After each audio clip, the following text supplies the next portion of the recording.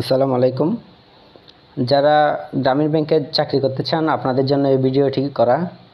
যারা গ্রামীণ ব্যাংকের জন্য চাকরির জন্য আবেদন করেছেন শিক্ষানবিশ কেন্দ্র ব্যবস্থাপক অথবা অফিসার পদে, আপনাদের জন্য এই ভিডিওটা করা। আপনারা একটু শুনবেন।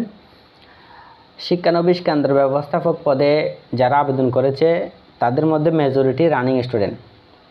তো রানিং স্টুডেন্টদের চিন্তা ভাবনা করেই ওই জায়গায় ঢুকতে হবে, যেহেতু এখন বিভিন্ন জায়গায় ভাইবা হচ্ছে বা হবে। তা আপনাদের একটা বিষয় খেয়াল রাখতে হবে, কারণ আপনাদেরকে বাংলাদেশের যে কোনো জায়গায় নিয়োগ দিতে পারে, আর যে কোনো জায়গায় নিয়োগ দিবে এবং সে প্রশ্নটা করবে যে আপনি বাংলাদেশের প্রত্যেকটি জায়গায় প্রত্যেকটি জেলায় চাকরি করতে ইচ্ছুক কিনা।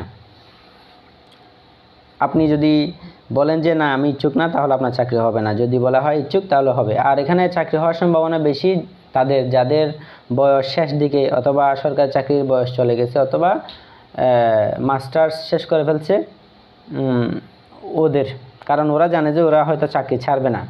তো যারা honours first year, second year, third year, fourth year আছেন, আপনারা হয়তো অনেকে চাকরির জন্য আপনাদের পড়ালেখা রানিং আছে সেটা হয়তো গোপন করবেন। গোপন করলেও আপনাদের পড়ালেখা হ্যাম্পার হতে পারে। আর যাদের চাকরি একান্তই প্রয়োজন, যারা হার না মানা, তারা চাকরিতে অবশ্যই আসবেন, কারণ প্রত্যেকটা চাকরিতে আপনার কষ্ট আছে। যে কোনো চাকরিতে আপনার পরিশ্রম ছাড়া আপনাকে টাকা দিবে না কেউ। এখন হচ্ছে যে ডিউটির বিষয়টা, এটা যেহেতু একটা এনজিও সিস্টেম, আপনাদের কাজ হবে যে মহিলাদের সাথে কিস্তি দেয়া এবং নেয়া।